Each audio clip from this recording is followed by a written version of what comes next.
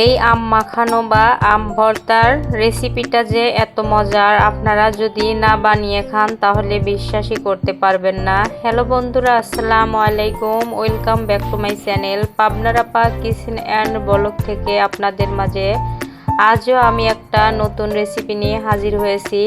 আশা করি রেসিপিটি ভালো লাগবে। ভালো লাগলে ছোট্ট একটা লাইক দিয়ে শেষ পর্যন্ত যুক্ত থাকবেন। আর আপনারা সবাই কেমন আছেন? আশা করি যে যেখানে আছেন অনেক অনেক ভালো আছেন। আমিও আলহামদুলিল্লাহ ভালো আছি। আর যে যেখান থেকে আমার ভিডিওটা দেখছেন প্লিজ ভাই বোনেরা লাইক কমেন্ট শেয়ার করবেন আর একটা সাবস্ক্রাইব করে পাশে থাকবেন। আর পাশে থাকা বেল আইকনটি অন করে রাখবেন, যখনই আমি কোনো নিত্য নতুন রেসিপি আপলোড করব আপনাদের কাছে নোটিফিকেশন আগে পৌঁছাবে। দেখুন এখানে আমি 3টা টাটকা আম নিয়ে নিয়েছি। এই আমটা কিন্তু একদিনের মধ্যেই পাড়া হয়েছে আর বাজার থেকে আমি আমগুলো কিনে এনেছি। আপনাদের মাঝে 3টা আমি শেয়ার করব, তবে অনেকগুলাই আম কিনে আনছিলাম। এখন অফ ক্যামেরায় আমগুলো আমি ছুলে আর কুইটা বের করে নেব। এখানে আমি আমটা মাখানোর জন্য বা ভর্তা করার জন্য 3টা কাঁচামরিচ নিয়েছি, একটা পেঁয়াজ নিয়েছি। এগুলো আমি সম্পূর্ণ অফ ক্যামেরায় রেডি করে নিয়েছি, দেখতে পাচ্ছেন। আর এখানে আমটা কিন্তু অনেকটাই শক্ত হয়ে গেছিলো, আপনারা দেখেই বুঝতে পারতেছেন। আর এভাবে করে আম মাখানোর যে কতটা মজা, আর আম মাখানোর সময় কিন্তু আপনাদের জিভায় জল এসে যাবে। আমি কিন্তু মাখানোর সময়ই খুবই খেতে মন চাইছিল। আর এভাবে করে এখন আমি একটা গ্রেটারের সাহায্যে গ্রেট করে মাখিয়ে নেব। তবে আপনারা শিলপাটায় বেটে মাখাতে পারেন, আবার কেটে মাখালে কিন্তু ছোট বড় অনেকেই খেতে পারবে না। তাই বলছি এভাবে করে গ্রেটারের সাহায্যে খুবই কম সময়ে অনেকটা কম কষ্ট হবে। এভাবে করে আপনারা আমটা মাখিয়ে ছোট বড় সবাই মিলে খুবই তৃপ্তি সহকারে খেতে পারবেন। বেশি একটা টক লাগবে না, আবার কিন্তু খাওয়ার সময় খুবই মজা হবে। এভাবে করে দেখতে পাচ্ছেন আমগুলো আস্তে আস্তে গ্রেট করা হয়ে যাচ্ছে। তবে এ পর্যায়ে আমার ভিডিওটা দেখতে দেখতে ছোট্ট একটা লাইক দিতে যারা ভুলে গেছেন ভাই বোনেরা, প্লিজ ছোট্ট একটা লাইক দিয়ে ভিডিওটা ফুল কন্টিনিউ করবেন। শেষে কিন্তু খুবই মজা আছে, তাই বলছি শেষ পর্যন্ত দেখতে থাকুন।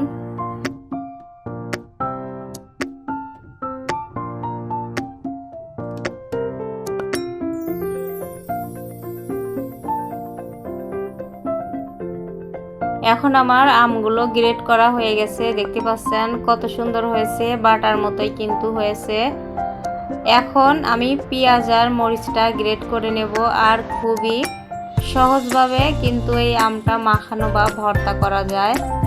আপনারা কিন্তু অনেকেই আমটা মাখানো এভাবে করে জানেন কিনা জানি না, আবার অনেকেও কিন্তু এভাবে করে আমটা মাখাতে চায় না। আর শিলপাটায় কষ্ট করে কিন্তু ধোয়া লাগে, আবার পরিষ্কার করে রেখে দেওয়া লাগে।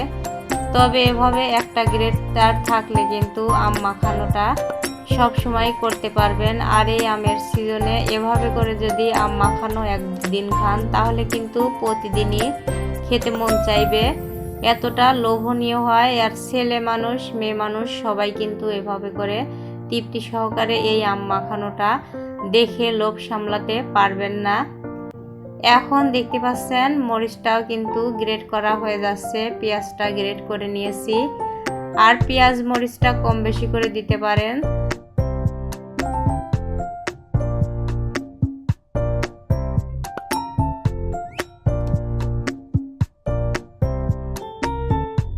এ পর্যায়ে সম্পূর্ণ কিছুই গ্রেট করা হয়ে গেছে। এখন আমটা মাখানোর পালা। এখানে আমি যা যা দিচ্ছি সেটা ফলো করবেন সবাই।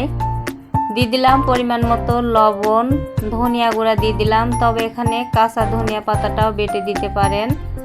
দিয়ে দিলাম পরিমাণ মতো মরিচের গুঁড়া, বিট লবণ দিয়ে দিলাম। আর এখানে আমি ম্যাগি মশলা নিয়েছি, আম অল্প এই জন্য হাফ ম্যাগি মশলাটা দিয়ে দিচ্ছি। আর অনেকেই কিন্তু জানে না ম্যাগি মশলা আর বিট লবণ দিয়ে আম মাখানোটা আর কেমন মজা লাগে সেটাও জানে না। এ পর্যায়ে আমি সম্পূর্ণ মশলাগুলো সুন্দর করে হাত দিয়ে চটকে মেখে নিয়েছি। আর এখন আমি দিয়ে দিচ্ছি পরিমাণ মতো সরিষার তেল, আর সরিষার তেলটা আপনারা একটু বেশি করে দিবেন। এভাবে করে মাখানোর পরে আমি আমটা দিয়ে আবারও সুন্দর করে মশলার সাথে ভালো করে সময় নিয়ে মিক্স করে নিচ্ছি। আর এখানে কিন্তু আরেকটা জিনিস দিতে হবে, সে জিনিসটা দিলে কিন্তু বাচ্চারা এমনিতেই খাইতে যাবে, কারণ মিষ্টি মিষ্টি ভাব হলে খেতে কিন্তু অসাধারণ লাগবে। তাই বলছি ভিডিওটা স্কিপ না করে শেষ পর্যন্ত দেখতে থাকুন, আপনাদের সবার কাজে লাগবে।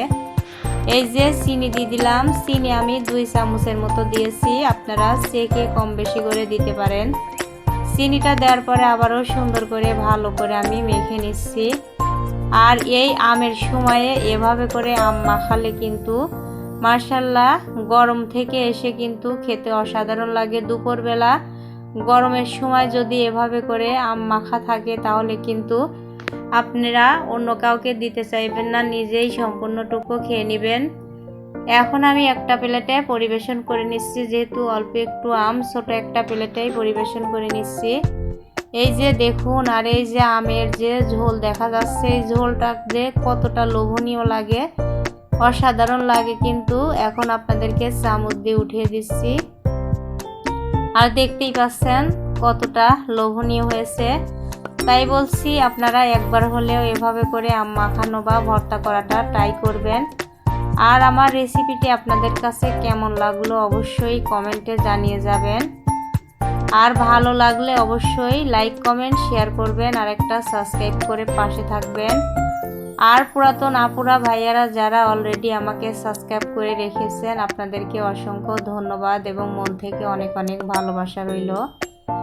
এখন আমি আপনাদেরকে আমের ভর্তা বা আম মাখানোটা একদম কাছ থেকে দেখাচ্ছি। দেখতে পাচ্ছেন কতটা লোভনীয়, কতটা কালার হয়েছে, খেতে তাহলে কতটা মজার ছিল।